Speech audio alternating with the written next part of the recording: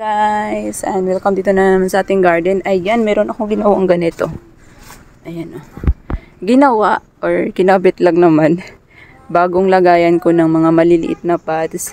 Dapat sana dito, hanging plants. Yung nag-drape na mga succulents ang ilalagay kasi 'di ba bagay naman kung draping sila. Pero kasi ang pinili kong nilagay muna ay yung mga maliliit na pots at yung mga na may mga tanim na.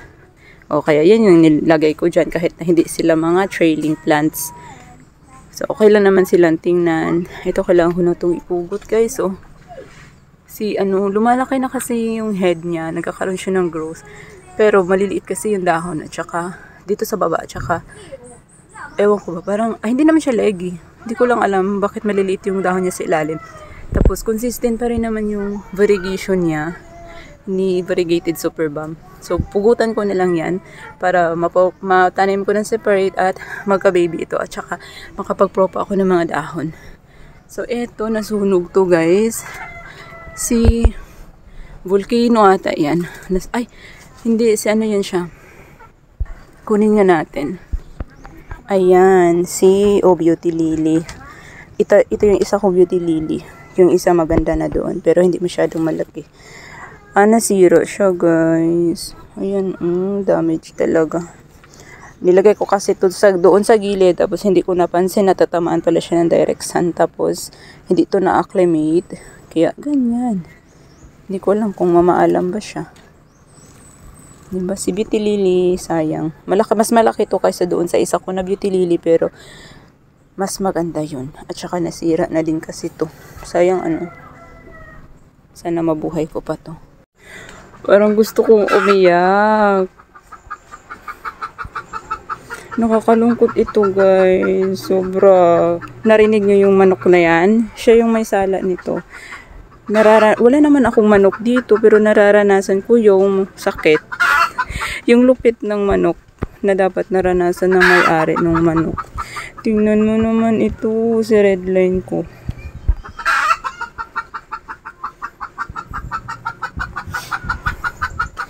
Ay, grabe yung damage, guys. Ayoko sana ipakita sa inyo.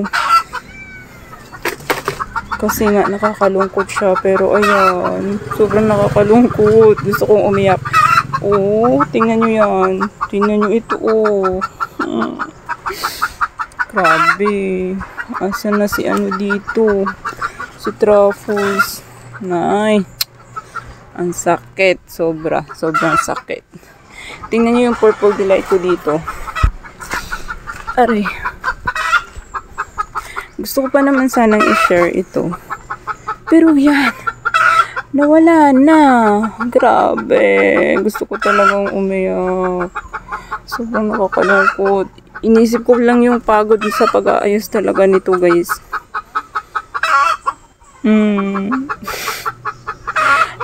Wala pa naman ako masyadong oras ngayon. Grabe to. Grabe talaga, oh. Ay, puno ito ng purple delight. Nilagay ko siya dito kasi gusto kong punuin to ng mga purple na area. Dinahadahan ko lang kasi hindi ko kayang biglain sa dami ng ginagawa. Grabe, yan. Oh, grabe. Ang ganda pa naman ng kulay nito, guys. Gusto kong i-share ito sa inyo kasi iba yung kulay niya sa tawag nito. Sa purple delight ko na nasa loob. Iba yung stress color niya. Pero grabe, nalaglag na. Asa na ba yung iba? Puno yan eh. Ay, oh, grabe.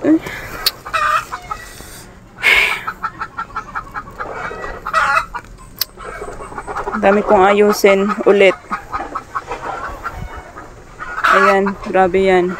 Meron pang mga astro doon sa loob na tinaob. Ay, ayan, nahulog pa yung ko.